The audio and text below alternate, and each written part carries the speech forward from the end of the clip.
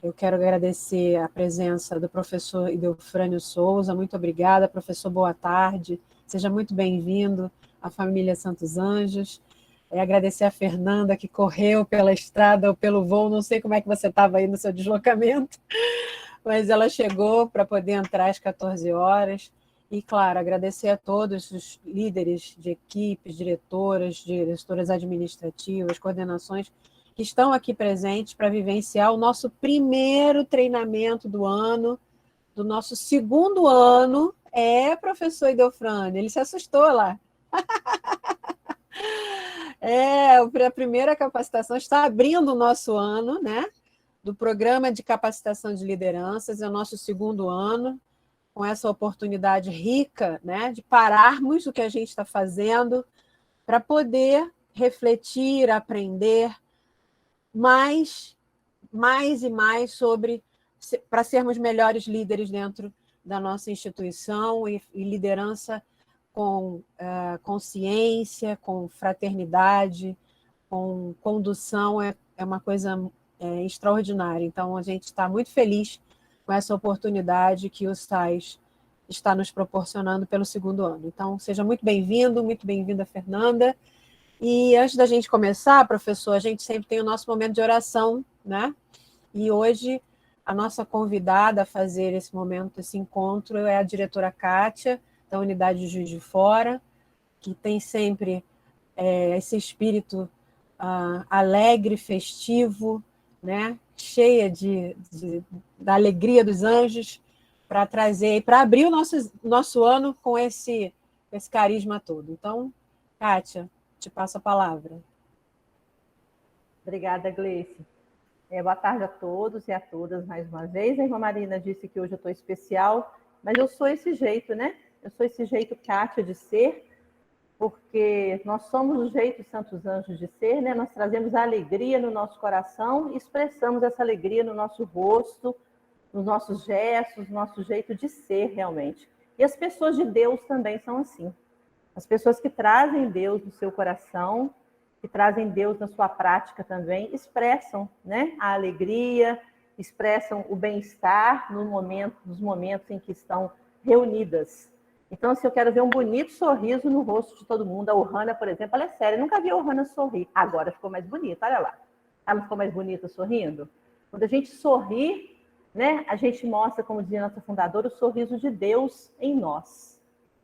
Então, essa alegria precisa ser expressa também nos momentos de formação. Às vezes a gente fica assim mais sisudo, né? Nesses momentos, concentrados, mas a alegria pode ser expressa também nesses momentos, né? Faz bem para a nossa alma, faz bem para o nosso coração. Eu queria iniciar esse momento lembrando que hoje 17, amanhã 18, dia 19, o dia de São José, padroeiro da minha terra natal, Além Paraíba, né? Padroeiro das famílias, protetor das famílias, e um santo que era de grande devoção da nossa fundadora também. Em todas as nossas casas, sempre a gente encontra uma imagem de São José que está relacionada a essa grande devoção que a nossa fundadora tinha a São José como um grande intercessor.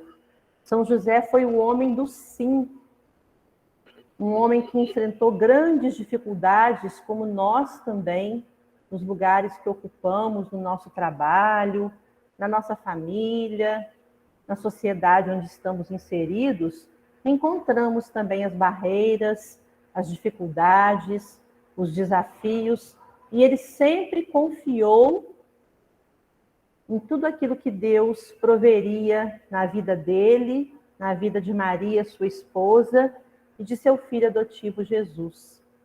Que nós também possamos confiar este ano letivo, os nossos trabalhos, as nossas capacitações, os desafios que se colocam também para nós, porque escola não é rotina, escola é desafio, isso nos movimenta, isso nos impulsiona e é muito bom.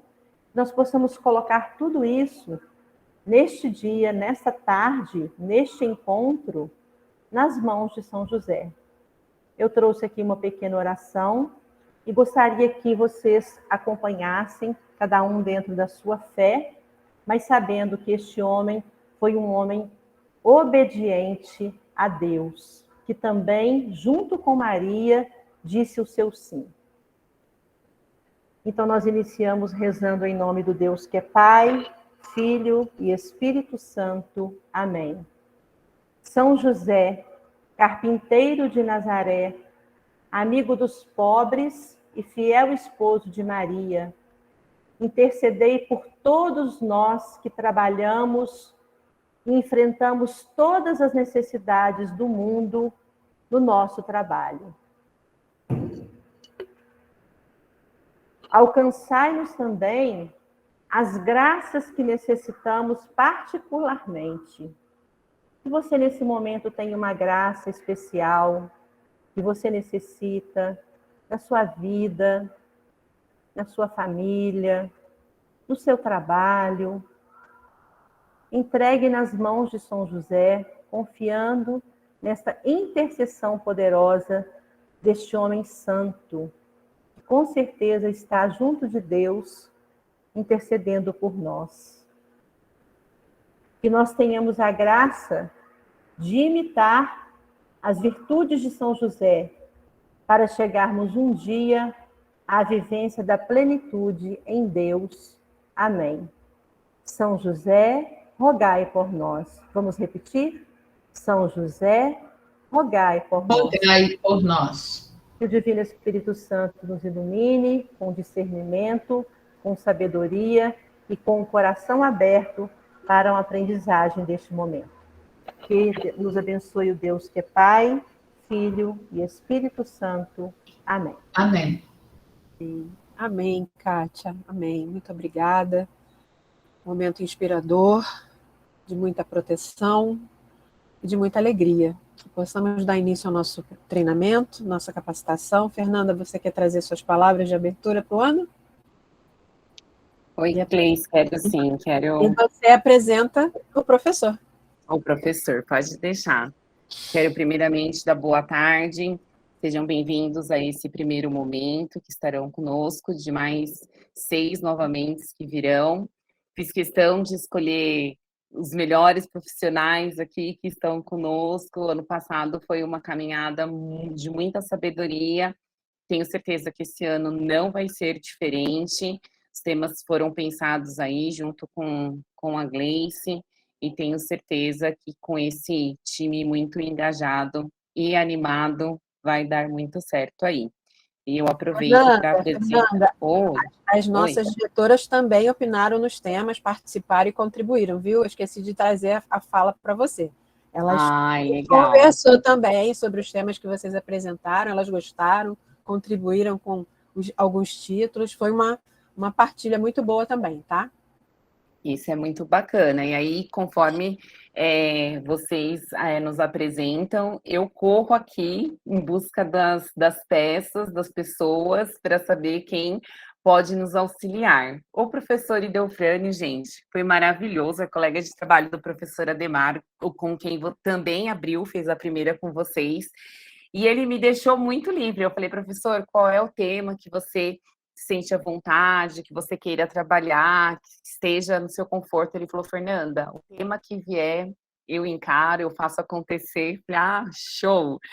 E aí, com essa alegria, eu vou apresentá-lo aqui. Então, professor Idelfrânio, essa é a Rede Santos Anjos, com quem eu tenho um prazer enorme de trabalhar, como você pôde presenciar aí no começo. São essas pessoas iluminadas, educadas e animadas. Eu só estive presente até o momento em uma unidade, mas logo mais estarei em todas. Dani de Vassouras, estou chegando, viu? Prepara o café. Já já eu estou aí em Vassouras. Bem mais. E é isso. E agora está contigo, professor. Obrigada pelo aceite, viu? Bacana. Todos conseguem me ouvir? Meu som tá bom? Ok. Bom, boa tarde para todo mundo. Meu nome é Idelfrânio. Hoje eu trabalho aqui no SAS, junto com o Ademar, no time de ensino e inovações, estou como gerente do time de ensino e inovações. Vou completar daqui a pouquinho 2 anos de SAS. Antes eu estava no time de formação continuada, no Focus, né? Muitos de vocês já devem ter consumido alguns conteúdos do Focus.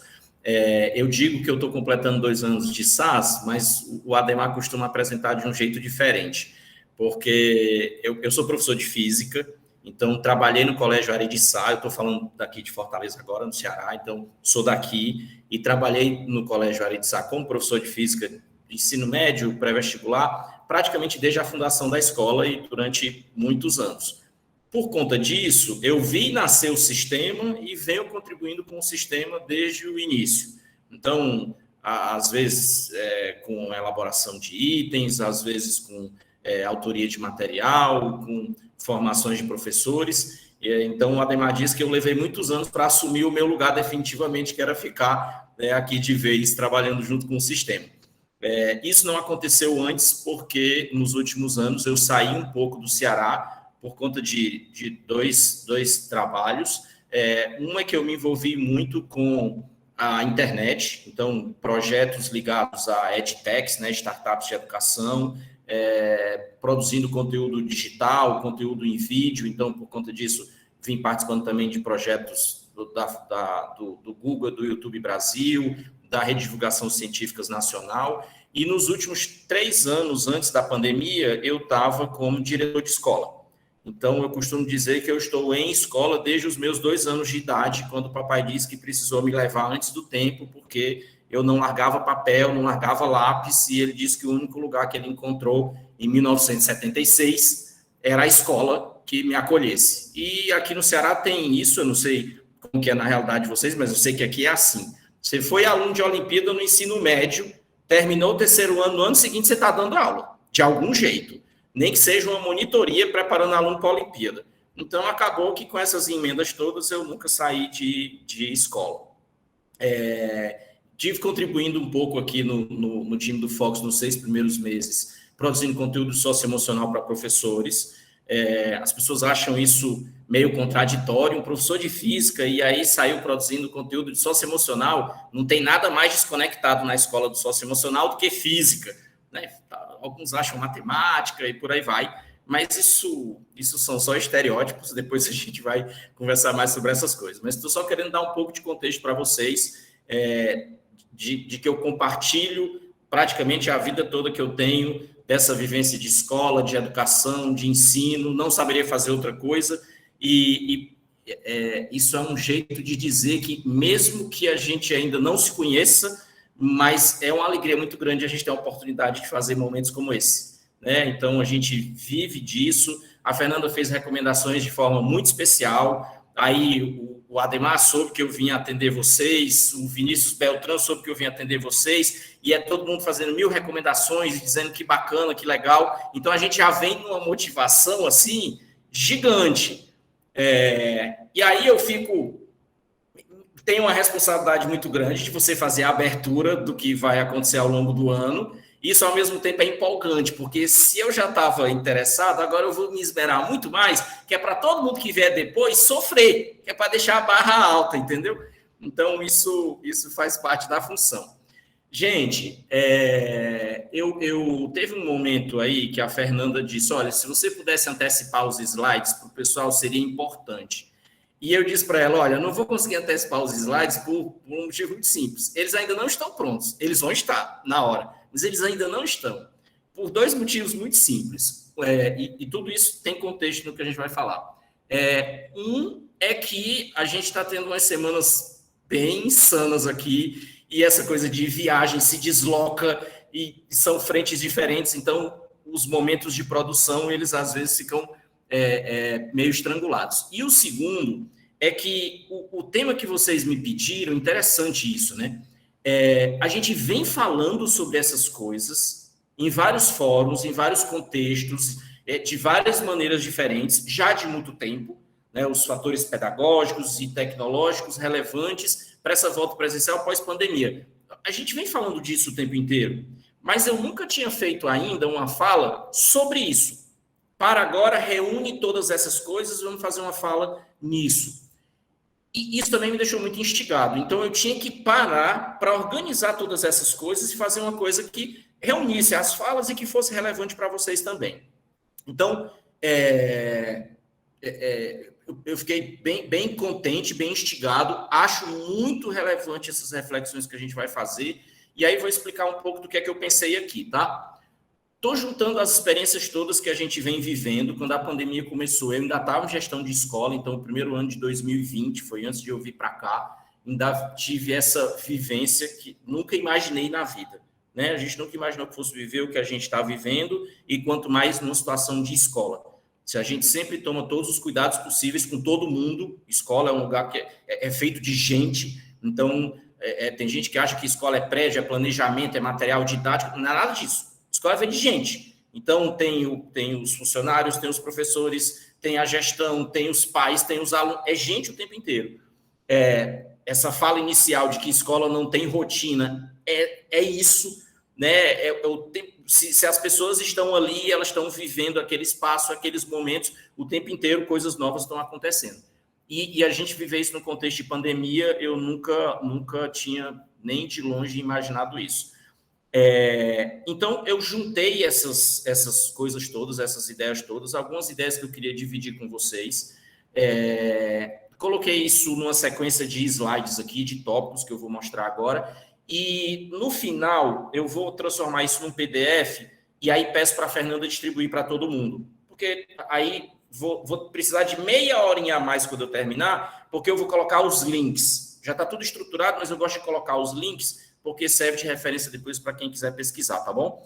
Aí, a gente vai dividir a coisa em blocos, pode acabar que o tempo que a gente tem não dê para contemplar tudo, dependendo de para que lado da conversa for, mas eu queria deixar em aberto, né, para que em qualquer momento vocês abrissem o microfone ou usassem o chat e falassem o que viesse à cabeça. Uma dúvida, uma sugestão, uma pergunta, uma parada para reflexão, tudo bem? Como era a nossa primeira vez, o assunto é abrangente e o tempo não era tão longo, eu gosto muito de usar interações via Mentimeter, mas eu não quis me arriscar. Se eu vou conhecê-los a primeira vez, tenho certeza que vai ter outras oportunidades, espero, já estou me oferecendo e pedindo que haja outros momentos como esse. Aí, na segunda vez que eu vier, a gente já se conhecendo um pouquinho, aí eu vou tomar mais liberdade e vou usar um pouco mais de interação, tá bom? Deixa eu ver se eu consigo compartilhar minha tela com vocês aqui. A gente está no Meet, então é bem simples, né? Acho... Vocês só confirmem para mim, por favor. Sim? Ok. Deixa eu testar aqui se eu estou conseguindo passar. Passou a tela, não é isso? Ok. Bom, então, bem de acordo com o que a gente tinha imaginado, a ideia é parar para a gente refletir um pouco sobre essa volta, né, essa intenção de volta presencial, esse pós-pandemia, e pensando em termos pedagógicos e termos tecnológicos. E vocês, do jeito como veio descrito o tema para mim, vem com uma palavra que tem sido uma constante para mim e eu tenho dado muita ênfase nela, Idelfrânio, que é relevância. Eu acho que relevância é uma palavra extremamente importante para nós educadores, para a educação no contexto que a gente está vivendo. E não estou nem falando só de pandemia, com todas as mudanças que a gente já vinha intencionando antes que isso acontecesse. E aí, interessante que a gente falou um pouco sobre tempo, o tempo que a gente está vivendo, e eu estava com essa frase na cabeça que eu li um dia desses, num dos livros que eu vou mostrar aí depois, que ele fala, o futuro é aqui, o futuro é agora, ele só está mal distribuído, ele não está distribuído de maneira uniforme. Essa frase me pegou muito, porque eu tenho falado em muitos fóruns diferentes, desde que a pandemia começou, quando se fala em termos de educação, mudança da educação, inovação, os professores tiveram que se reinventar, essa fala ficou se repetindo muito, a escola teve que se reinventar, o meu raciocínio é assim, uma época, a gente falava muito de se preparar para o século XXI, acabou que o século XXI chegou e já está passando, e muitas vezes em escola os discursos estavam desalinhados das ações e parece que o pessoal tinha perdido o bonde do futuro, né? Os jovens nascidos aí, nativos digitais estão aí, a internet está aí, estava tudo acontecendo e ainda tinha gente falando de futuro. Daí veio a pandemia. A pandemia, o que ela fez com a gente? Porque ela não trouxe nenhuma inovação em termos de tecnologia e nem de pedagogia para dentro da escola. Nós tivemos que nos adequar e ter comportamentos diferentes. As inovações que foram essas, né? Foram as mudanças de comportamento que nós tivemos que ter, por contingenciamento. Nós não escolhemos, por contingenciamento. A gente teve que achar soluções. Mas eu tenho feito um exercício muito grande com os colegas de pensar o seguinte, em que ponto da transformação que a gente pretendia chegar, o que a gente vinha implementando na nossa escola, em que ponto dessa transformação a pandemia nos pegou. Quando você olha quando se fala em termos de mudança de comportamento, existe a teoria dos 6 estágios da mudança do Prochaska, né? Na psicologia. E ele fala dos 6 estágios da mudança. Desde quando você nem imagina que você precisa mudar, ou por obter um conhecimento novo, ou mudar um comportamento, ou mudar uma rotina, e aí isso vai avançando de fase. Você escuta falar de um comportamento diferente. Celular, por exemplo. Houve uma época que, na sala dos professores, já existia celular, mas ninguém falava disso na escola. E aí, de repente, chega a primeira pessoa com um celular. E aí você, então, vai para o segundo estágio da mudança. Você diz, pô, isso aqui existe, tem uso, olha, pode ser que um dia eu vá encarar celular. Mas você não faz nada para mudar. Você não vai olhar preço, você não se preocupa em saber que funções ele tem, como é que você poderia usar. Até que mais pessoas começam a ter celular e usar celular. E você meio que entende que eu vou ter que entrar nessa onda. Aí você começa a se mexer para a mudança. Até que você, mais um estágio de mudança, efetivamente vai pesquisar e sai para comprar, aí vai aprender a utilizar e aquilo, então, transforma você e transforma a sua rotina. Então, os estágios da mudança de Prochaska. E eu tenho feito um exercício muito grande com as pessoas nas escolas, de entender em que ponto, em que estágio de mudança a pandemia pegou sua escola. Né? A gente sabe que já havia pessoas muito imbuídas do processo de inovar na escola, de cuidar da formação dos professores, de aliar a tecnologia, pensar as novas práticas, entender essa nova juventude, mas existe uma coisa que é a intenção, existe outra coisa que é a ação. Então, no meu entendimento, o que a pandemia fez foi isso, ela alertou, ela chacoalhou. Se tinha alguém que ainda não tinha enxergado, ela enxergou. Então, eu acho que essa frase ela traz bem isso para mim. O futuro está sempre aqui. Agora, ele não está distribuído de forma igual. Nem todos vemos da mesma forma. Então, isso muitas vezes é um grande desafio. A gente sabe que ter muitas pessoas, muitas cabeças para pensar, para contribuir, muitas mãos para ajudar a fazer, isso é muito bom, mas, às vezes, a não uniformidade nas decisões, na visão, no alinhamento, na energia de agir, isso pode, muitas vezes, fazer com que a gente não progrida muito. É meio como... eu sou professor de física, tá? Então, de vez em quando, eu vou lembrar dessas imagens. A gente vê um conjunto de formigas carregando uma folha. E a gente tem uma ilusão leiga de que as formigas cooperam. Né? Vão ali 6 formigas ao redor da folha, elas pegam a folha e levam numa determinada direção e sentido. E não é. Elas puxam cada uma para um lado.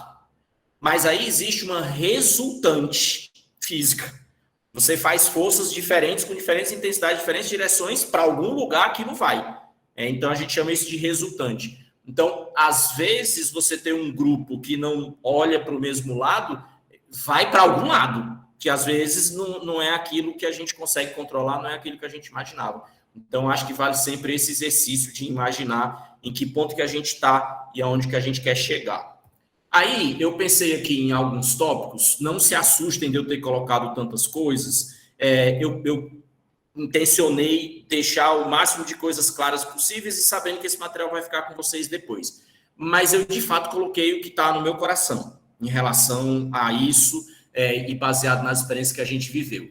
Então, olhando um pouco para o pedagógico, um pouco para o tecnológico e olhando muito para as pessoas. Eu tenho o tempo inteiro isso na minha cabeça, tá? Escola é feita de gente.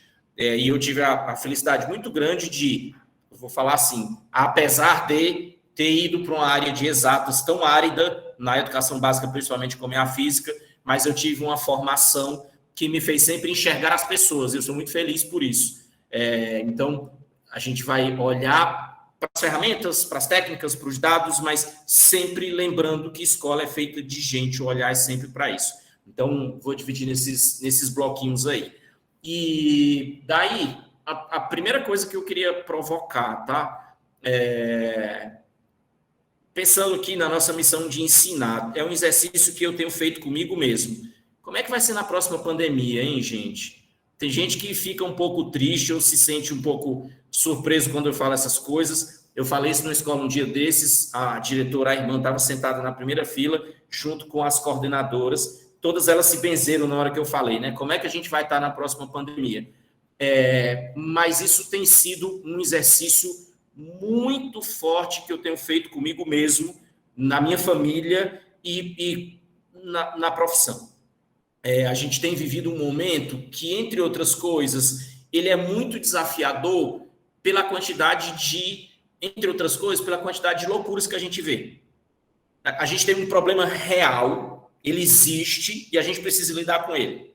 E precisa de muitas ações. E precisa de muita união. E aí, exatamente neste momento tão desafiador para nós enquanto espécie, nós temos polarização, nós temos negação, nós temos falta de conhecimento.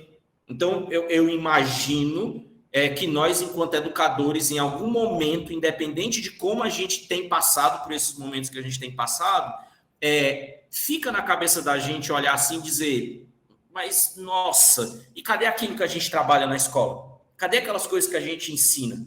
Eu encaro muito dessa forma. Gente, vai desde as pessoas não saberem a diferença entre um vírus e uma bactéria. Eu fico imaginando os professores de biologia vendo isso precisar ser discutido.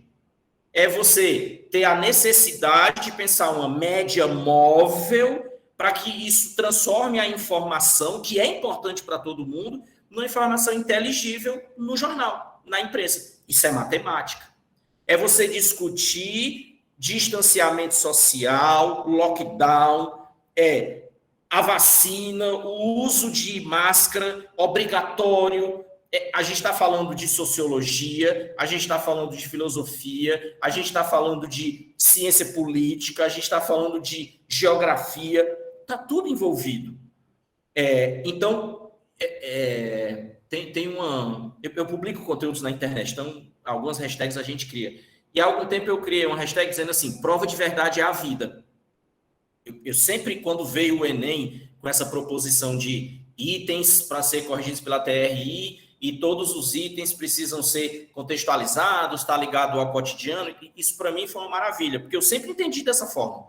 Eu nunca gostei daquelas questõezinhas, imagine um pontinho. Eu gosto de questão que fala, um carro que tem um freio, ABS, que para evitar um acidente, deixa uma marca na estrada, aí está lá a foto do pneu, contexto. Então, eu publico essa hashtag, prova de verdade é a vida. Mas eu nunca imaginei que eu fosse ver uma pandemia. É prova de verdade, de todos os conteúdos que a gente trabalha na escola. Não estou nem falando de habilidade, competência, nada. Estou falando de conteúdo mesmo. Então, tem um certo ponto de angústia da gente olhar e dizer assim, nossa, essa coisa poderia ser diferente. Eu preciso que ela seja diferente. Então, esse exercício de pensar como é que vai ser na próxima pandemia, eu acho que ele é um exercício importante para a escola. Se a gente quer, porque tem muito isso, né? A gente está imaginando pós-pandemia. Que esse momento vai passar, que esse momento vai acabar. Ok, todos desejamos isso e a gente está caminhando para isso, em algum ponto isso vai chegar. Mas tem 2 pontos. Um é a gente saber que a gente precisa aprender com o que a gente viveu, e o outro, para ser bem preciso, todos já sabemos que novas pandemias, agora nós estamos bem mais suscetíveis. O mundo é globalizado. Então, isso é uma coisa absolutamente importante da gente pensar. E aí tem coisas que eu não sei como que é a reação de vocês, mas para mim é assim, eu não vou medir as palavras, não. É de partir o coração, né? Quando a gente... E essas já nem são imagens mais novas, né? Elas já têm um tempo. De quando as escolas começaram a voltar. E aí a gente pegava no Brasil aconteceu bem depois, mas a gente ficava acompanhando as notícias do mundo inteiro e ficava vendo imagens como essa. Eu não sei o que é que pega mais vocês, mas para mim, no dia que eu vi, eu estava em Recife nesse dia, minha esposa também é professora, estava em lockdown, a gente estava trancado em casa, quando saiu a notícia dessa terceira imagem, das crianças sentadas no pátio, distantes, cada uma com o seu quadrado para brincar. Isso aqui me destruiu. Eu lembro da emoção quando eu vi essa imagem pela primeira vez.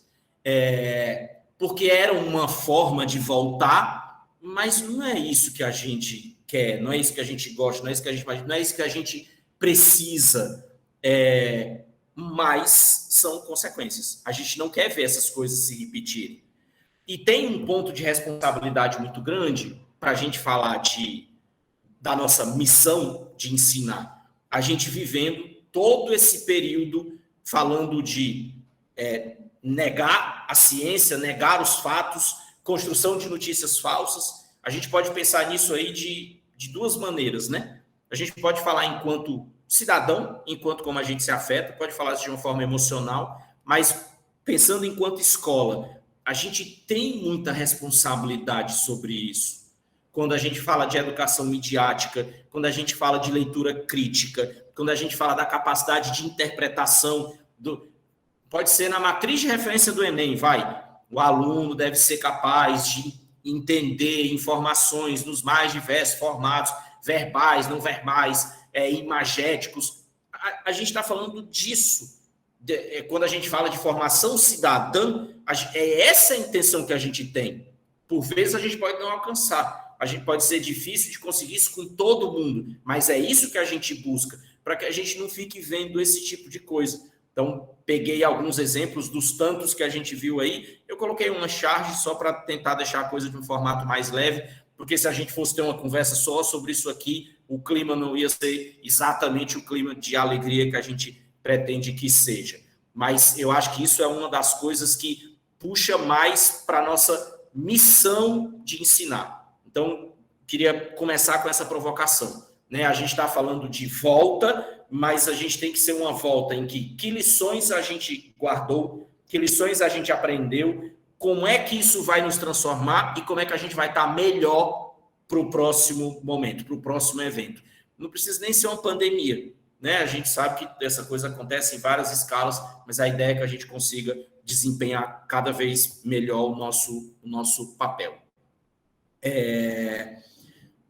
Eu usei uma frase aí, agora se a gente for imaginar, vamos falar do momento que a gente está vivendo e dessa volta para a sala de aula e de entender esse momento pós tudo que a gente vivenciou, e eu pensei em 3 palavras, tá? Carinho, acolhimento e compreensão. Se for para falar para aluno, é isso que eu vou falar. Se for para falar para pai, foi isso que eu disse para os pais nas escolas que eu falei. Se for falar para professor, eu vou dizer isso. Se for uma conversa de gestores, são as 3 palavras que eu tenho. Carinho, acolhimento e compreensão. E aí eu tomei a licença de botar essas aspas aí. Isso é uma fala do meu pai. Eu tenho 2 filhos e 2 enteados. A Lara está com 24 anos, o João está com 20 anos, são os meus filhos. Aí os meus enteados, a Larissa hoje está com 16, fez na semana passada, e o Isaac está com 12. Então veja a escadinha: 12, 16, 20 e 24. Os mais novos da minha vida, que são os meus enteados, eu convivo com eles já há 4 anos. Então, enquanto pai, eu já tive a oportunidade de experienciar algumas fases diversas. E, especialmente os meus 2 filhos mais velhos, que recentemente passaram pela adolescência, eu precisei muito dessa fala do meu pai. Essas aspas, eu cresci ouvindo isso do meu pai, quando os meus filhos começaram a crescer. Ele diz assim, tem a hora de educar, eu até digitei errado ali, tem a hora de educar e tem a hora de amar. Na fala simples e comum do meu pai, ele diz o seguinte: olha, tem horas que você tem vontade de meter o cacete no menino. Meu pai falava assim. E olha, nós somos 3 irmãos, tá? Eu sou o mais velho de 3 irmãos. Então, meu pai e minha mãe criaram 3 homens. É outra discussão que se pode ter, o que é criar um menino, o que é criar uma menina. E olha que nós nem temos tanto trabalho. Mas em relação ao meu filho especificamente, ele dizia isso. Olha, tem horas que a gente tem vontade de descer o sarrafo. Eu tinha essa vontade com vocês, mas é preciso ter discernimento. Tem a hora de educar e tem a hora de amar. Tem uma hora que você imagina que precisa dar um castigo, uma repreensão, tem que fazer uma fala mais firme, mas tem que ter o discernimento que talvez aquela pessoa esteja precisando só de um abraço. Talvez num abraço, num beijo, numa palavra de carinho, num acolhimento, num toque, você vai conseguir transformar aquela situação. E foi um exercício que eu venho fazendo ao longo dos anos, não só com os meus filhos, e até comigo mesmo, de entender isso. E eu acho que a gente está vivendo um momento em escola muito singular. Em que aspecto? Vamos raciocinar, para a gente estabelecer um parâmetro de conversa. Nós estamos voltando para a escola. Vou usar esse termo, voltar. Então, a intenção é, voltamos para os trilhos. Mas essa volta, ela vem com um prejuízo de convivência, de aprendizado cognitivo, de habilidades socioemocionais defasadas, de emoção gigantesco. Então, veja que desafios nós temos, como se já não bastassem os desafios normais de escola. Vamos pensar um exemplo concreto. Meu enteado está no 9º ano esse ano, está no 8º ano esse ano. O 7º ano e o 6º ano ele fez em casa, na pandemia. Ele passou 2 séries absolutamente importantes, o 6º ano e o 8º ano, assistindo aula de casa. Aí eu vou dizer para vocês como que é, tá? Eu já falei que a minha esposa também é professora, né? Nós todos dentro de casa, durante o tempo da pandemia. E a gente precisou, várias vezes, orientar Isaac repetidas vezes. Olha, é importante ligar a câmera, é importante acordar no horário, fazer sua higiene, botar sua camisa da farda, sentar para assistir a aula, porque muitas vezes a gente pegou o Isaac dormindo na hora da aula. Ele não acordou. Mas, ou então ele acordou, deu um oi, bom dia, professor, fechou a câmera e o microfone, deitou com o notebook em cima dele e dormiu a primeira aula. E a gente chegava no quarto e estava assim.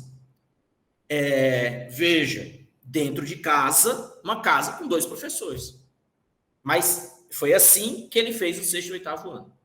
De pegar Isaac, e ele vai ficar danado se souber que eu disse o nome dele aqui, de pegar Isaac jogando na segunda tela na hora da aula.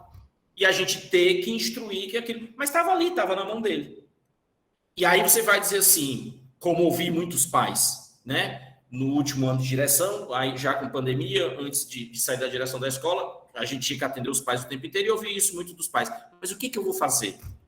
É um menino de 10 anos, está em casa, eu não posso estar olhando ele o tempo inteiro, está com acesso à internet, porque a gente passou o tempo todo dizendo, deixa o celular, deixa a internet, agora a gente tem que dizer, vá para o celular e vá para a internet, porque é o único meio que tem. Como é que a gente vai controlar essas coisas? Fato, isso é real. E a gente precisa lembrar disso nessa volta para a escola. Porque sabe o que acontece? Nós, eu e Poliana, hoje, a gente não entende o Isaac como um aluno de 8º ano. Falando por vários aspectos diferentes. Se a gente vai fazer medição de conhecimento, de aquisição de conteúdo, não é um aluno de 8º ano. Se a gente vai falar de atitude, não é um aluno de 8º ano. Por diversos motivos. E isso hoje veio para a nossa mão. Isso hoje é a realidade que a gente tem. Então, existe um ponto, e aí essa fala é uma fala que eu carrego sempre, e como professor de física, isso é absolutamente importante que a gente entenda isso. Que o que os alunos guardam das aulas da gente nunca é o conteúdo que a gente trabalha. Ele sempre vai guardar as experiências que ele viveu. Com você, professor, com você, coordenador, com você, orientador educacional, psicólogo, com o funcionário da escola, nos ambientes da escola, com os colegas. É isso que vai ficar. Eu nunca encontrei um aluno para encontrar comigo no shopping anos depois e dizer assim, eita, professor Idelfrânio, as leis de Kirchhoff, ó, top! Nunca. Nenhum deles. Mas o aluno lembra porque um dia eu amarrei o cadarço dele na sala de aula porque ele estava com o cadarço desamarrado. Então, essa coisa das emoções, dos sentimentos, isso agora, nesse momento, está acima de qualquer coisa. Porque tem um resgate gigante aí para fazer. Gente, a gente deu aula para alunos durante 1 ano, pelo menos, com as câmeras desligadas e os microfones desligados. E nós não tínhamos o poder de ligar a câmera e de ligar o microfone. Se é na sala de aula, a gente pode orientar de algum formato. Olha, não dá para dormir aqui na sala. Olha, cadê seu material? Olha, vamos participar. Quantos recursos a gente perdeu? Eu entrei numa aula online que eu não consegui um bom dia. 37 alunos na sala, nenhuma câmera ligada, nenhum microfone ligado. E eu entrei com energia, falando, tentando empolgar aquela coisa toda, e a única coisa que eu consegui de muito insistir foi no chat um B dia. B, não foi bom, é B dia. Aí essa coisa, primeiro você se angustia. Aí na hora me veio, sabe aqueles insights que você tem uma vez na vida e aquilo lhe serve. Aí eu disse, gente, eu entendi. É porque a forma de comunicação dessa turma aqui é diferente, né? Vocês não falam com as câmeras ligadas. Aí eu desliguei a minha câmera. E vocês também não falam.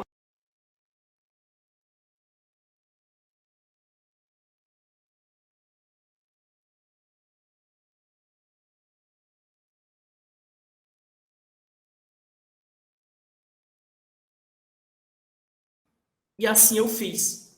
Comecei a falar pelo chat. O detalhe é que eu tinha que explicar para eles como é que resolvia a questão de lançamento oblíquo. Eu não sei que memória isso desperta em vocês. Mas lançamento oblíquo é lançamento com um ângulo em relação à horizontal, decompõe em vetores, tem a ver com a gravidade, o movimento é horizontal, a velocidade não varia, despreza a resistência do ar. Não dei 3 minutos, eu escrevendo alegremente, tá? Gente, como estou compartilhando na tela a questão com vocês estão vendo o ângulo, vamos decompor o vetor. Não demorou 3 minutos. A criatura abriu a janelinha, abriu o microfone e disse, pelo amor de Deus, liguem as câmeras que esse professor é doido, a gente vai se lascar. Zaz. 1-0 para mim. Alguém viu isso na jornada, achou uma ótima estratégia. A Mayra ou Maíra, não sei se eu pronunciei errado. A gente ficou sem o controle. E agora os meninos estão de volta. Com todas essas questões emocionais que precisam ser compreendidas, mas uma série de questões disciplinares que a gente também tem que lidar. E as deficiências de conteúdo e o conteúdo que a gente tem que trabalhar. Com o Isaac, que está no 8º ano, mas que tem deficiências, que vem do 6º e do 7º ano. Veja o tamanho do nosso desafio. Mas nesse momento, eu queria falar com vocês sobre isso das emoções. Porque isso vem antes. Hoje a gente tem falado muito já de um tempo, né? De educação 5.0 e de socioemocional. A gente sabe, pela psicologia, pelas teorias de aprendizagem, agora pela fantástica neurociência que tem ajudado a gente a entender muita coisa. E eu acho que nem a gente da área, é mais quem não é da área, para, enfim, determinadas lutas ganharem um certo momento, para a gente conseguir vencer certas batalhas. Mas a neurociência tem ajudado muito a gente entender que, além do cognitivo, e muitas vezes antes dele, tem um emocional que precisa ser cuidado, né? Um socioemocional. Então, eu nem conheço propriamente as escolas de vocês, mas óbvio que eu fiz o meu dever de casa, eu procurei o site, rede social, li o que eu pude, recebi briefing da Fernanda, então sei o quanto vocês são uma rede de escolas que cuida disso já com naturalidade, mas a gente nunca foi tão desafiado. Eu botei essa nuvem de palavras aí e ela não... Eu disse que eu ia me esmerar para trazer as informações nos slides. Não é uma nuvem de palavras só para ser bonitinha. Infelizmente, ela é resultado de uma pesquisa. Eu achei várias, mas eu peguei uma como referência, que é uma pesquisa da Pfizer do Brasil, junto com o IPEC. Procurei o mais recente que eu consegui. Então, não foi feito em escola, foi feito no mundo corporativo, mas tem muita coisa aí que a gente vai se identificar e que a gente pode olhar. Então, vocês sabem como é que funciona no nuvem de palavras. O tamanho aí é proporcional ao resultado do dado. Então, a pergunta que foi feita, entre várias, eu escolhi uma para falar nesse momento, durante a pandemia e nesse retorno aos formatos de trabalho presenciais que a gente está tendo, então a pesquisa é do segundo semestre de 2021 para agora 2022, quais são os sentimentos, as emoções e as sensações que você tem tido. E aí, bem grandão aí, o que mais aparece, tá? Não vou lembrar os números exatamente, mas acho que era em torno de 42% das pessoas responderam tristeza. Tristeza era o grande sentimento. Meu pai fez uma fala para mim durante a pandemia, que ele disse assim, até quem está bem está ruim. A situação está tão difícil que até quem está bem está ruim. E o que é que a gente podia dizer que é quem está bem durante a pandemia? Quem conseguiu ficar trabalhando de casa, quem não pegou o Covid, quem não teve ninguém próximo afetado, quem conseguiu se resguardar e esperar a vacina, quem não teve o seu trabalho afetado, a sua renda, é isso que era estar bem? Mas eu estou descrevendo o meu pai. O meu pai é a minha mãe. Mas a gente passou 12 meses sem poder ir os 3 filhos na casa dos meus pais. E nós vamos lá, dia sim e dia não, e todo final de semana os 3 filhos estão reunidos lá. E hoje isso significa os 3 filhos, com as 3 esposas, os meus 2 filhos, meus 2 enteados, e eu vou ser tio agora em maio, que o Francisco está para nascer.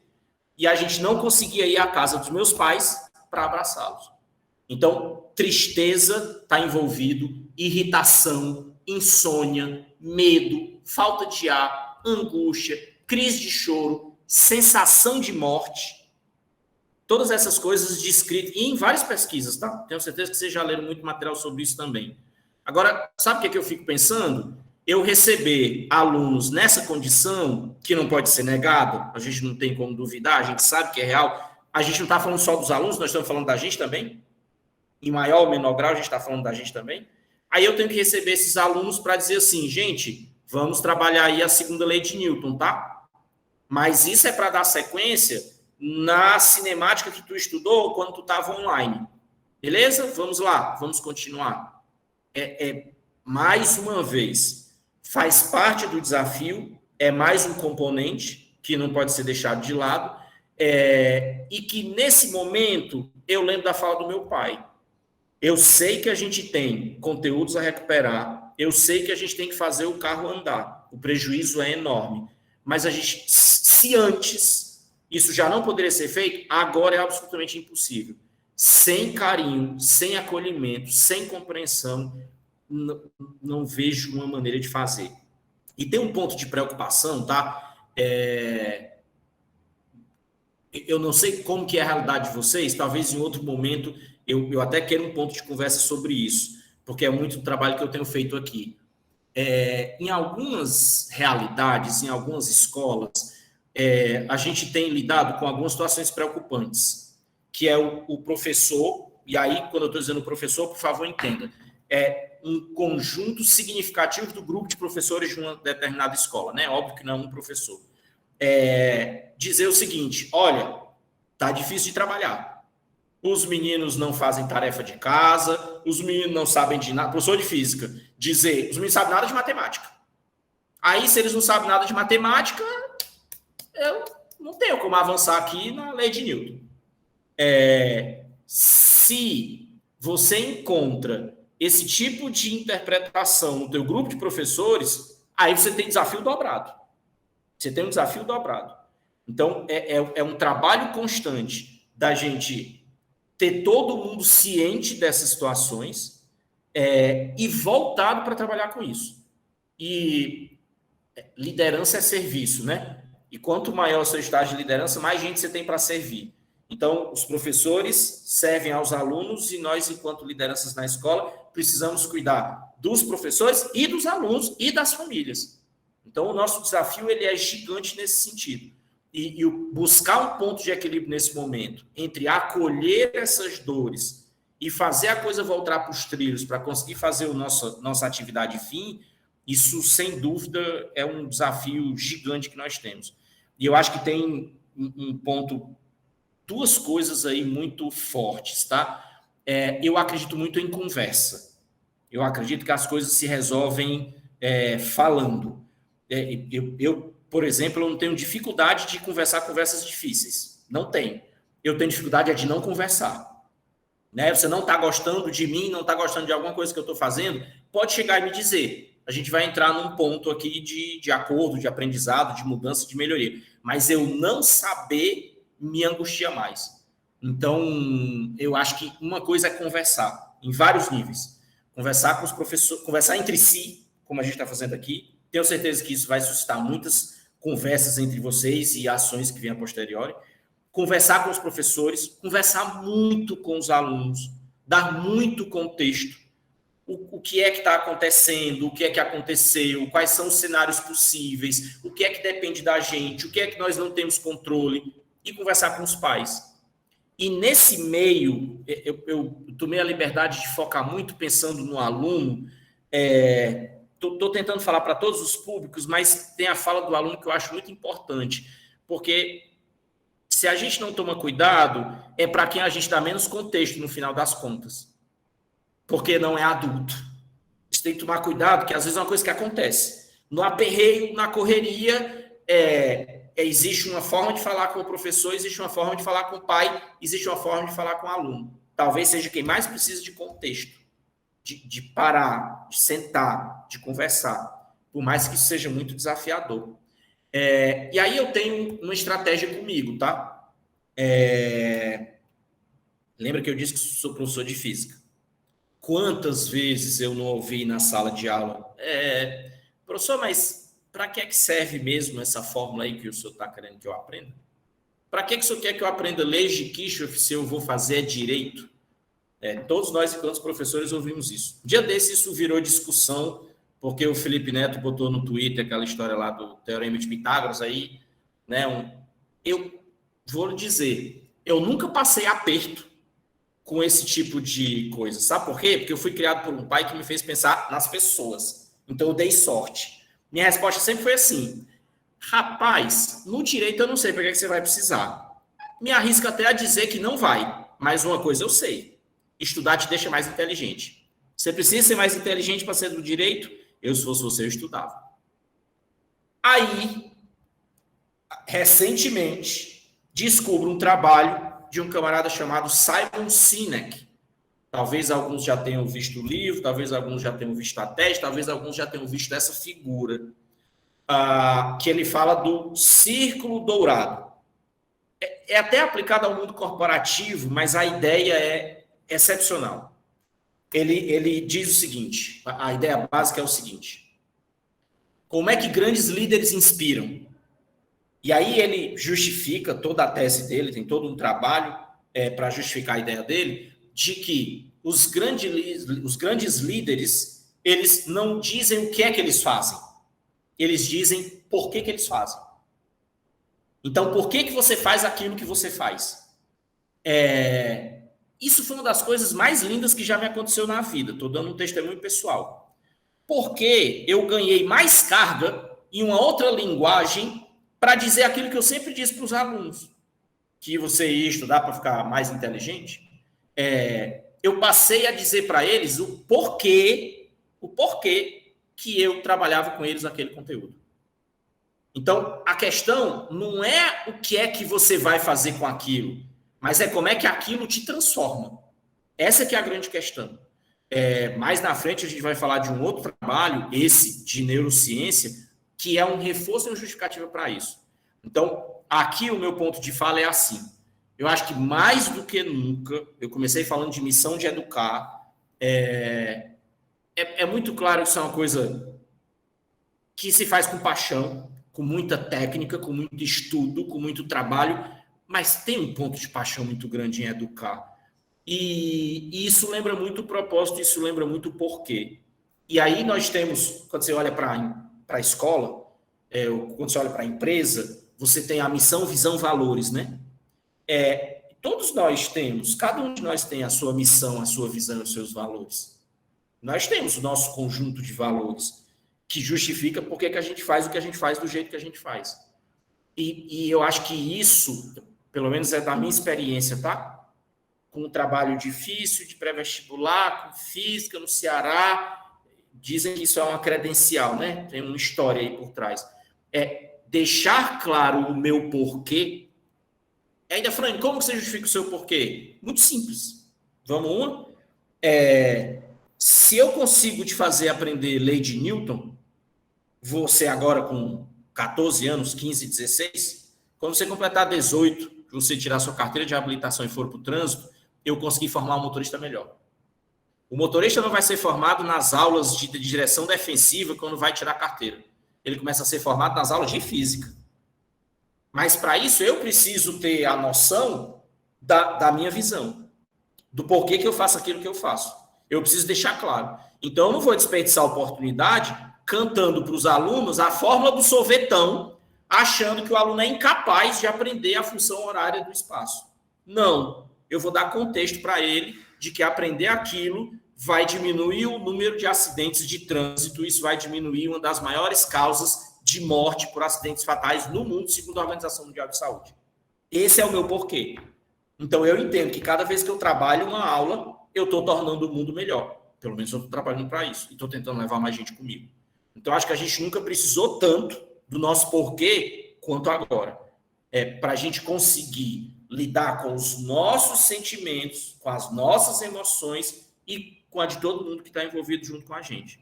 E veja, eu nem estou levantando aqui a pauta de quem teve perdas na pandemia. A gente não está discutindo os motivos desses sentimentos. São os mais diversos. Porque aí, se a gente for refinar a conversa para a idade do aluno, para o segmento do estudante, para a causa do que ele está sentindo, nossa. Eu acompanhei uma escola aqui na semana passada, um aluno que chegou para o 9º ano com o pai. As aulas já começadas e tudo, eu estava na escola e vi o pai chegar para conhecer a escola, e enquanto eu estava lá, eu vi esse pai fazer matrícula. E enquanto eu estava lá, eu vi esse pai chorar, porque ele estava trazendo o filho, ele perdeu a esposa, a mãe do menino, perdeu a mãe dele, a avó do menino, e perdeu uma filha, a irmã mais velha do menino. Olha o contexto desse garoto para voltar para a escola. Eu tenho uma agenda para voltar nessa escola daqui a 2 meses. Eu digo para vocês que estou com isso no meu coração, assim, eu quero ver esse menino, como é que ele vai estar lá, 2, 3 meses depois de estar na escola. E por conta dessas experiências que ele viveu. Então, se a gente for desdobrar isso aqui, não tem muita conversa. Aqui é um ponto importante. Nós precisamos levar em consideração a necessidade de acolhimento desse povo todo. E aí, como é que a gente vai trabalhar a parte técnica? Isso a gente vai ter que descobrir como é que a gente faz. Eu não tenho resposta. A gente vai ter que descobrir aos poucos, vivendo juntos. E aí, isso deixa um gancho para uma coisa que a gente tem conversado muito aqui no SAS. Vocês devem ter vivido esse momento agora. Hoje é que dia? Hoje é 17 de março, né? Os aprendizagens essenciais vão até 19 de março. Eu vou usar de novo a minha experiência de professor de física, tá? Eu sempre imaginei que muita coisa de conteúdo que precisava trabalhar, não precisava trabalhar, sabe?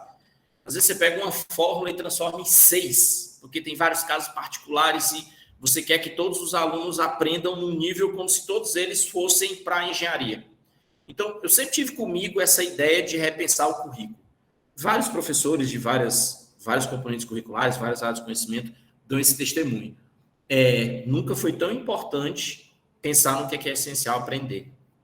Esse é um exercício que vem sendo feito já na escola de um tempo por conta do Enem, ainda com todas as coisas que a gente tem para falar, mas por conta da matriz do Enem, pelo fato de ele ser corrigido pela TRI, e agora muito pautado também pela BNCC, tá?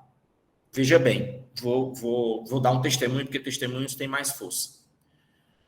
Quando eu comecei a dar aula de física, eu tinha 19 anos de idade, comecei a dar aula em pré-vestibular aqui.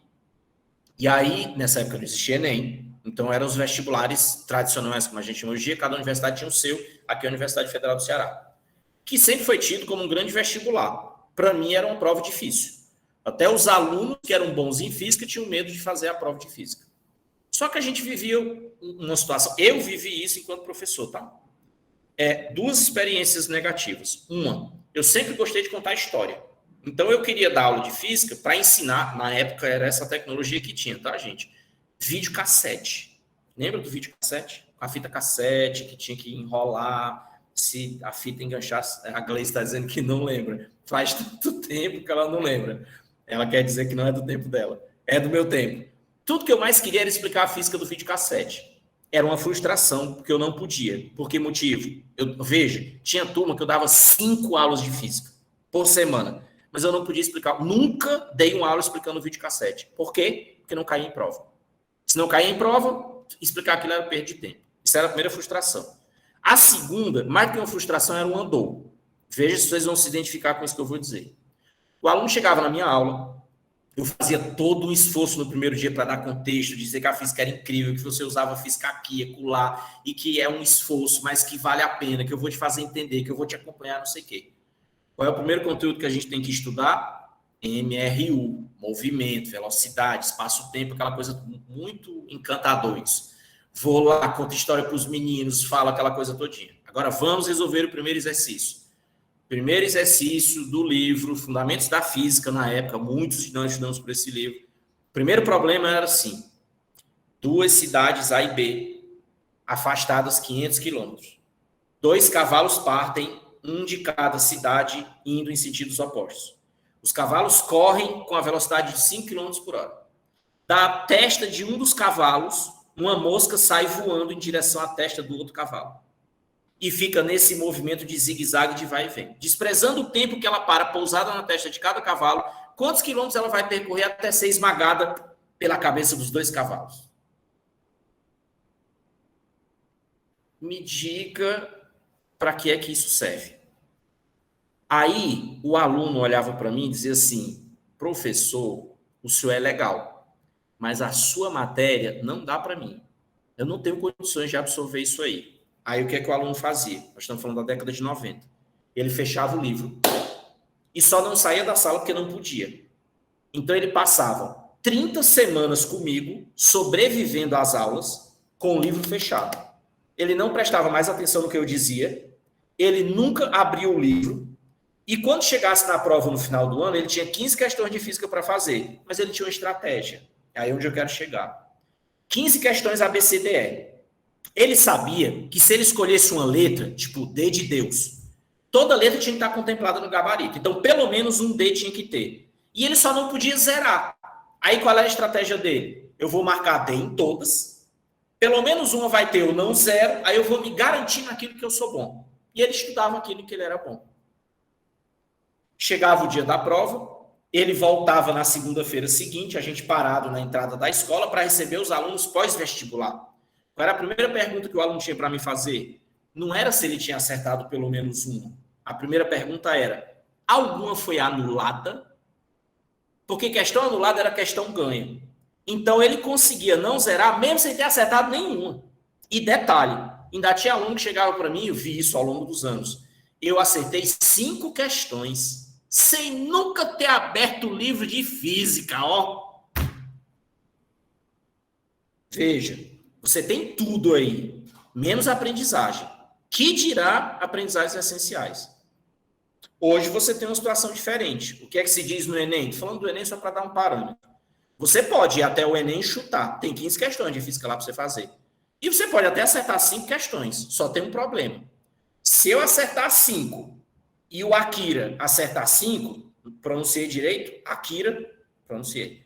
Eu acerto 5, o Akira acerta 5.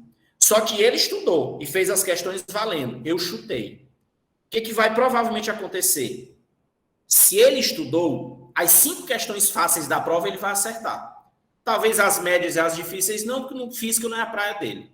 Eu chutei, acertei 3 questões difíceis, uma média e uma fácil. A nota do Akira vai lá para cima, a minha nota vai lá para baixo. Porque a TRI faz isso. Ela evita acertos ao acaso. O que é que significa um aluno que acertou as questões difíceis da prova, mas errou todas as fáceis? Esse aluno não sabe o conteúdo. Ele acertou no chute. Acertos ao acaso. E essa é que é a grande sacada da TRI. E isso muda muita coisa para a gente em termos de educação. Porque o que é que isso significa? Agora nós precisamos trabalhar os conteúdos básicos. Primeiro você vai aprender a base, depois você vai avançar de nível, depois você vai aprofundar. Então, quando a gente fala de aprendizagens essenciais, a gente está falando muito disso. A gente está falando de quais são os aprendizados que eu não posso perder para garantir que eu vou ter uma transição entre as séries importante, relevante. E eu não estou falando, gente, eu botei aprendizagens essenciais, eu não estou falando enquanto produto do SAS. Você vê que eu estou dando um testemunho de experiência de professor, uma experiência minha de anos atrás. As aprendizagens essenciais, elas sempre foram importantes, relevantes, e a gente sempre precisou levar elas em consideração, seja em que formato fosse. Pode ser em termos de você diminuir determinados conteúdos, pode ser a forma de você trabalhar, pode ser a forma de você avaliar. No nosso caso, no caso do sistema, a gente instrumentalizou nessa avaliação diagnóstica, que é o que a gente chama de aprendizagens essenciais. E eu queria usar isso como modelo só para fazer essa fala do que significa essas aprendizagens essenciais. Você vê que tem uma trilha a ser percorrida, né? 1, 2, 3, 4, 5. Aí a gente tem ali diagnóstico, identificação de lacunas, planejamento, ferramentas digitais, acompanhamento de aprendizagem. A gente pode resumir isso em 4 fases: diagnóstico, personalização, ação e acompanhamento. Tem ali coisas importantes, né?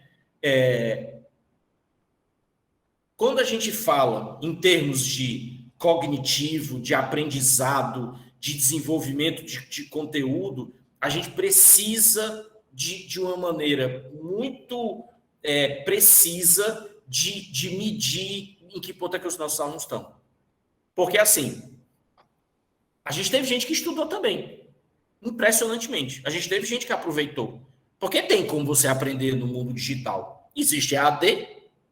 Quantos de nós aqui não estamos fazendo ou já fizemos algum curso EAD? Tem graduação EAD. A gente pode discutir várias coisas, mas acesso à informação, possibilidade de ter um tutor, conseguir uma certificação, o Focus. A gente desenvolve conteúdos na plataforma de LMS que os professores podem fazer sua trilha e são certificados por isso, porque são avaliados no desenvolvimento da aquisição daquele conteúdo. Então, os alunos eles estão em pontos diferentes.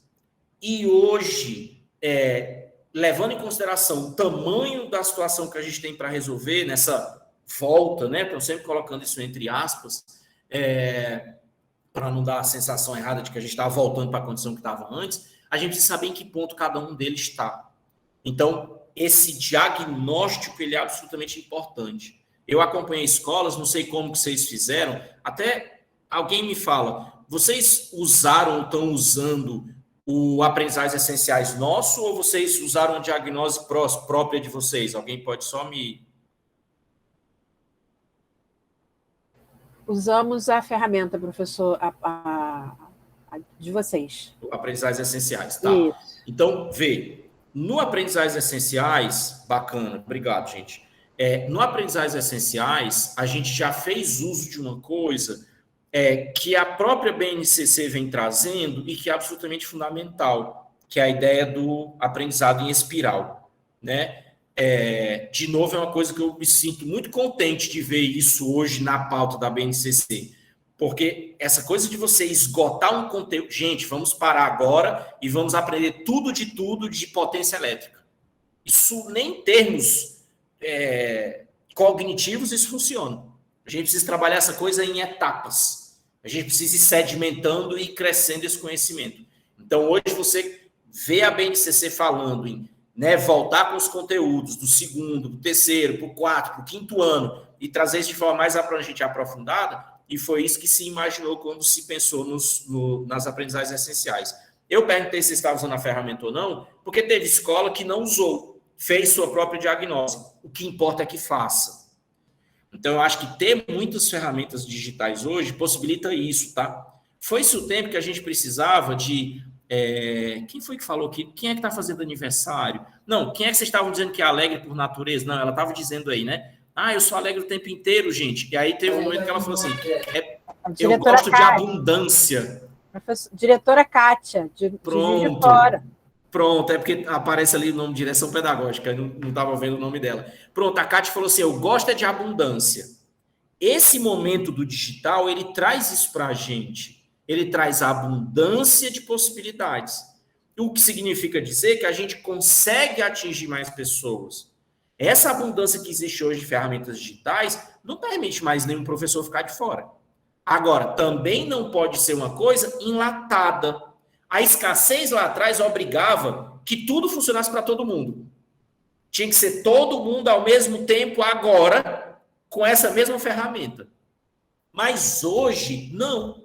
Hoje existe uma flexibilização. E a gente, enquanto liderança, tem um ponto importante de enxergar isso, tá? Então, em termos de aprendizagens essenciais, isso é absolutamente importante. Eu estou de olho aqui no tempo também, e no nosso andamento e no chat. Se vocês falarem comigo, estou olhando.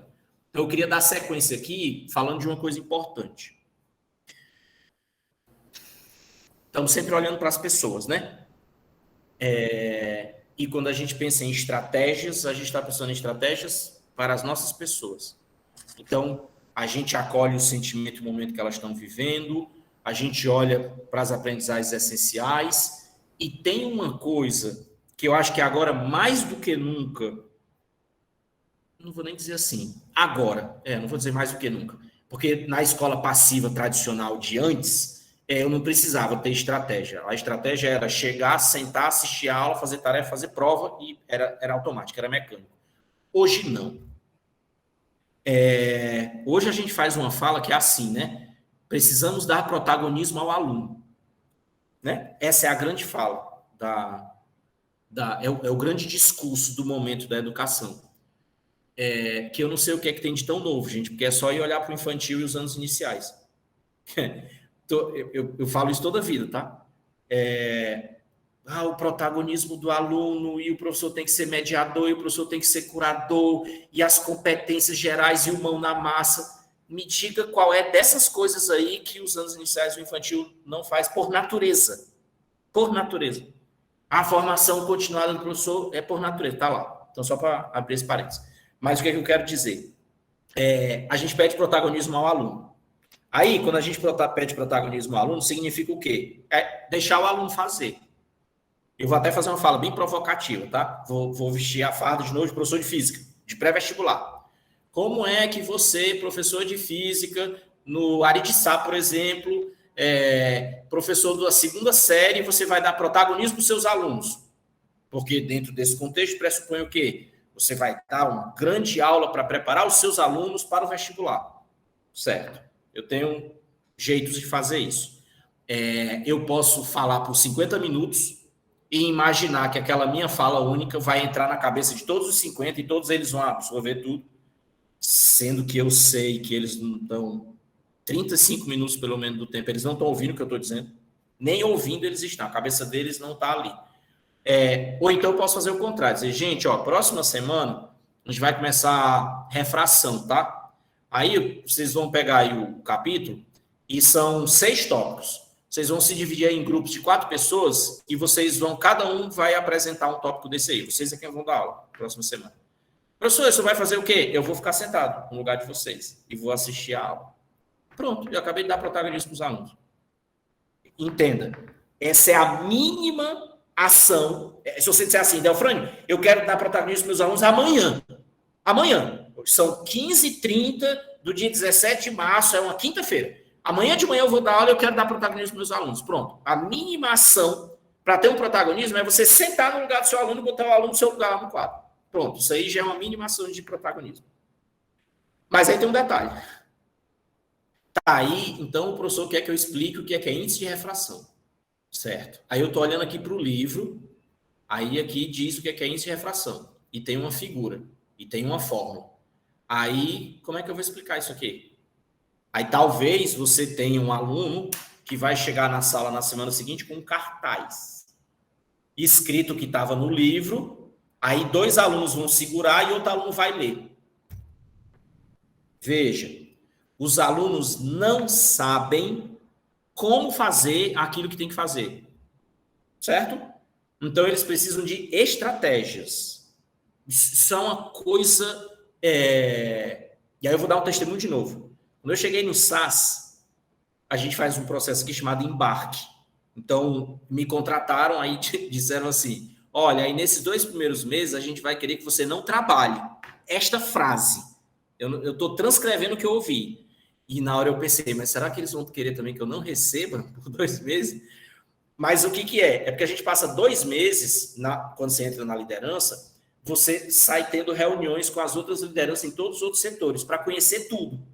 Então, eu marco um embarque com a Gleice, eu marco um embarque com a Cláudia, eu marco um embarque com a Mayra, com a Kira, e aí vou conhecendo os teus setores. É 1 hora de conversa com todo mundo. Então, daqui a 2 meses, quando eu vou começar a fazer as minhas entregas, eu já conheço todo mundo, já conheço todos os setores, sei como é que funciona. Então, eu já sei até a quem recorrer. É genial. Mas por que eu estou falando isso? A primeira coisa, o primeiro embarque que eu tive foi na véspera do lançamento do Projeto de Vida. E o Projeto de Vida, hoje ele está diferente, mas quando ele foi lançado, ele tinha 2 partes, né? Que era o Project do Pleno, o aplicativo com as missões, e junto os livros digitais de estratégia de aprendizagem do SAS. Quando eu vi os livros, eu fiquei com inveja. Eu disse que eu queria ter chegado 6 meses antes para eu trabalhar nesse material. Porque faz muito tempo que eu venho dizendo que precisa ter isso na escola. Estratégia de aprendizagem. Metacognição. O aluno precisa pensar e entender, precisa ter contexto. O que é que eu estou fazendo aqui? Porque você diz assim para ele, ó, pronto, gente, a nossa aula acabou. Estudem, viu? Pensamento computacional, gente. Quantas ações estão embutidas na ordem estudem? Várias. Então, as estratégias... E quem é que vai ensinar isso para ele? Ah, não, mas o setor de apoio pedagógico monta um horário para o aluno. Certo. Aí você monta um horário com o aluno, personalizado. Aí você entrega para ele o horário. A plataforma hoje monta um horário. Aí, e ele faz o quê com aquele horário? Como é que é a estratégia? O que eu faço com isso daqui? Todas essas coisas, elas são fundamentais.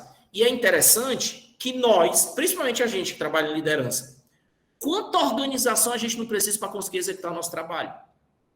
Quantas estratégias diferentes? Aí você descobre que não consegue gerir bem seu tempo, tem outro que descobre que não é bom de dar resposta por e-mail, sempre se atrapalha, tem outro que se atrapalha com os horários de reunião. Cada um tem seus pontos fortes e seus pontos fracos. E a gente vai aprendendo todo dia. Mas a gente não aprendeu isso na escola. Então, estratégia de aprendizagem, hoje, aí quando eu digo hoje, hoje no mundo que a escola quer dar protagonismo para o aluno, hoje no mundo em que as ferramentas digitais estão aí, hoje no mundo de volta de pós-pandemia, que um grande aprendizado que tem que ficar é que todo mundo é capaz de estudar e de aprender só sim. A escola vai mediar o processo, a escola vai dar o start, mas ele tem que ter o trabalho dele. O trabalho, no final das contas, é sempre pessoal, é sempre individual, é sempre do aluno. Então, tem um processo e que não necessariamente precisa ser fácil. Vou de novo, sempre fui contra a história das formulazinhas do sorvetão. Não, gente, dá trabalho. Por que você quer uma fórmula engraçada, uma frase engraçada para decorar a fórmula? É porque você não quer fazer 15 questões do capítulo? Porque se você fizer 15 questões do capítulo e no final não lembrar que S é igual a S0 mais VT, você precisa de vitamina para a memória. Se você fizer as 15 questões, eu garanto que no final você vai lembrar. Você pode não gostar. Mas só que para fazer 15 questões da aula, você precisa de estratégia. Em que tempo eu vou fazer isso? Eu vou fazer logo depois do almoço, depois de ter assistido 6 aulas, com sono? Ou eu vou dormir, vou acordar e vou fazer? Ou eu sou desse que gosta de estudar de noite? Eu vou fazer aonde? Deitado no sofá, com a televisão ligada, vendo a pessoa limpando a casa? Ou eu vou procurar um local isolado para eu estudar? Eu vou tirar as notificações do celular? Eu vou marcar um tempo? Eu vou usar a técnica Pomodoro? Como é que eu vou fazer quando eu sentar lá no gás, resolver as 2 primeiras questões e a terceira der encrenca? Aí como é que eu faço? Fico ali trabalhando só na terceira ou eu passo para frente? Então, quando a gente fala de estratégia de aprendizagem, eu gosto muito de falar isso, essa fala é minha, que não é sobre ensinar mais, mas é sobre aprender melhor. Eu penso nisso há muitos anos. Porque a escola tradicional sempre fez o quê? Mais aula. Recuperação, mais aula. Tá com dificuldade? Mais aula. Curso extra. Mais atividade, mais tarefa. E esse fazer a mais, quanto resultado que a gente consegue com ele? Então, hoje, mais do que nunca, a gente está precisando de estratégias. Aí aqui eu pesquei de novo no nosso material. Porque, como eu disse, eu fiquei absolutamente impressionado com ele. Então, acho que pelo menos ele serve de um caminho e de um norte. Se não é usar os livros do Estratégia de Aprendizagem, mas é usar isso como um norte. Hoje eu tenho uma escola que eu estou acompanhando que ela implementou uma aula de estratégia de aprendizagem, pôs na grade, e usa o material como base, mas tem uma pessoa, lá para eles é a professora de Química, que tinha essa vontade, ela tinha essa percepção e hoje ela faz esse trabalho. E aí, é muito bacana o que eles fazem lá, porque o que é que faz? Os alunos chegam e falam das dificuldades que ele tem tido para executar as tarefas que eles têm que fazer. E aí ela puxa para dentro da estrutura do material que a gente propôs e começa a trabalhar com eles isso, as estratégias de como conseguir executar. Preciso me certificar se estou acompanhando seu raciocínio até aqui. Vamos lá? Tu quer falar, Gleice?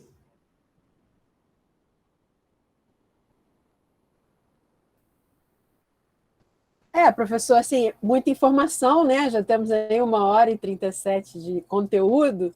Eu falei, eu acho que eu vou organizar aqui a minha cabeça com as minhas anotações num spot aí de informação. Vai. E a gente pensou nesse encontro para fazer essa linha do que é relevante entre o pedagógico e o tecnológico na sala de aula nesse momento, né, de retornar.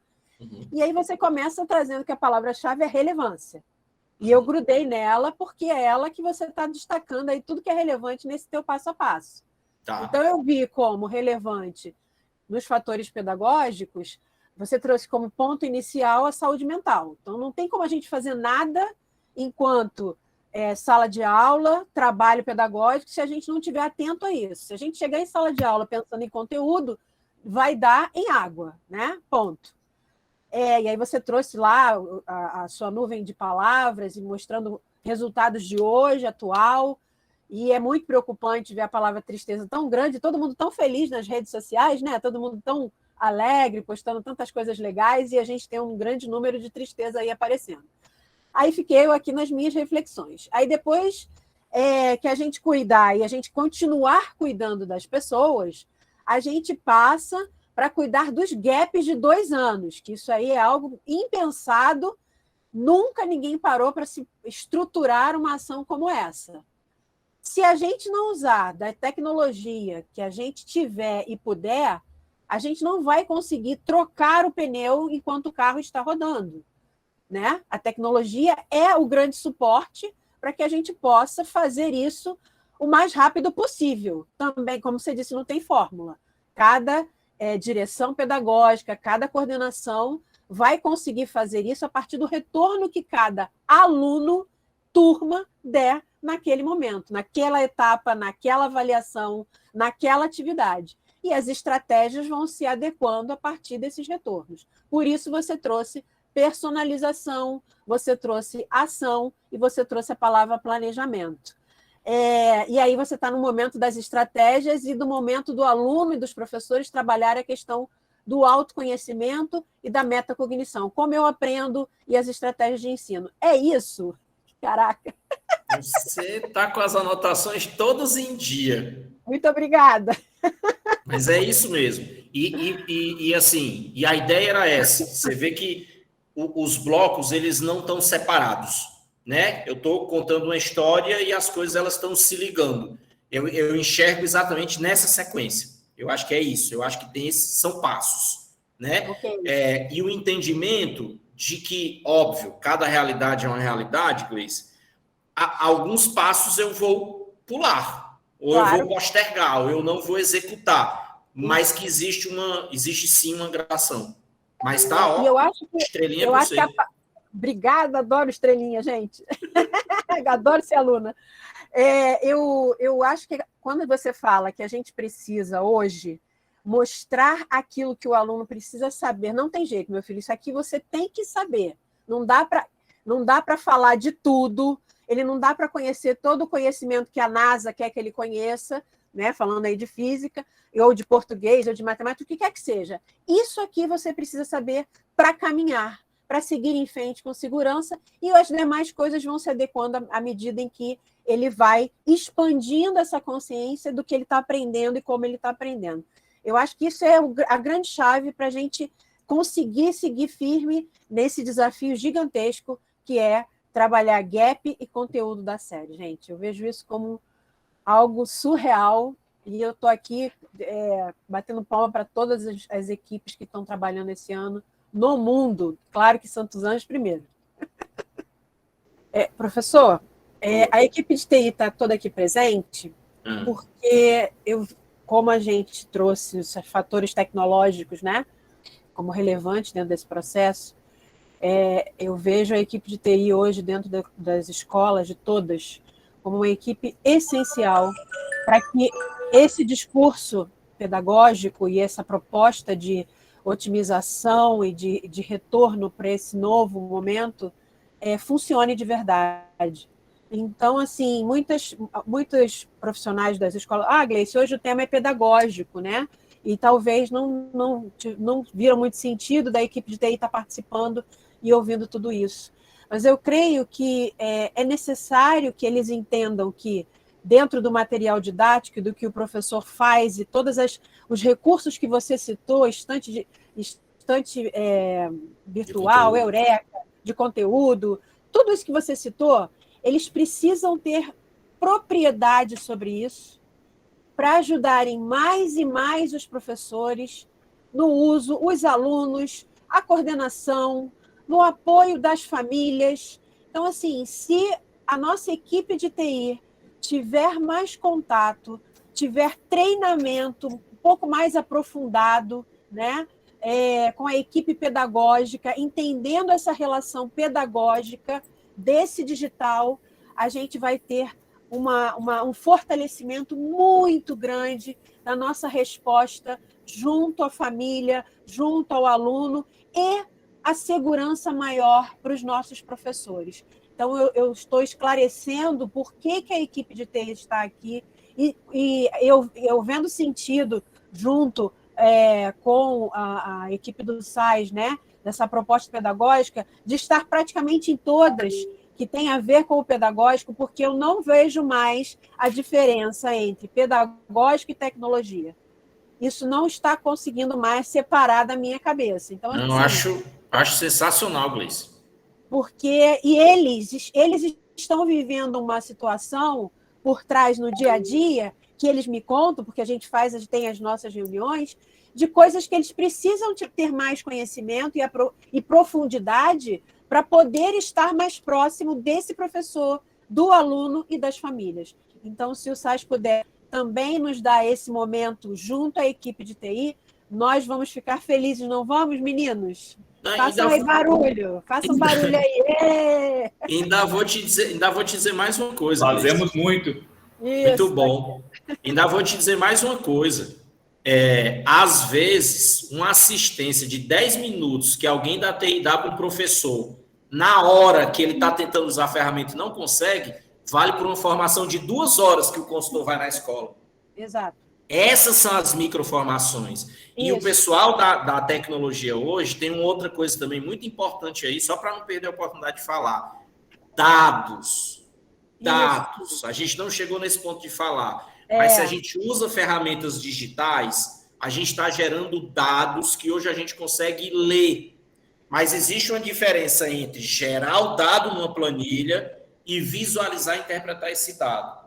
Tá? Que a gente tem toda uma estrutura aqui de relatório, mas dentro da escola, o pessoal da TI, que vive a realidade da escola, que conhece a estrutura da gestão, consegue fazer isso com uma maestria gigantesca. E conversamos sobre isso na última reunião da equipe de TI, não foi, Marcos Eugman? Pronto. Então tem uma convergência muito grande aí. Então eu fico bem contente. Que bom, que bom. Então, meninos, Deixei claro por que vocês estão aí e estarão nas outras, com certeza, tá? Quero agradecer muito, muito a presença de todos vocês. E a comunicação vai estar presente em todas também, porque precisa saber e entender cada vez melhor tudo isso para poder fazer barulho, tá, Lineker? Tá na sua mão e da Ohana, hein? É isso. Combinado. Tem mais alguém que quer falar, gente? Gente, eu acho que eu acertei novamente em convidá-lo. Vocês não acham? A Deise falou e eu ficaria também muito tempo aqui. Ele é fantástico. Eu concordo. Pois Obrigada pela participação de todos.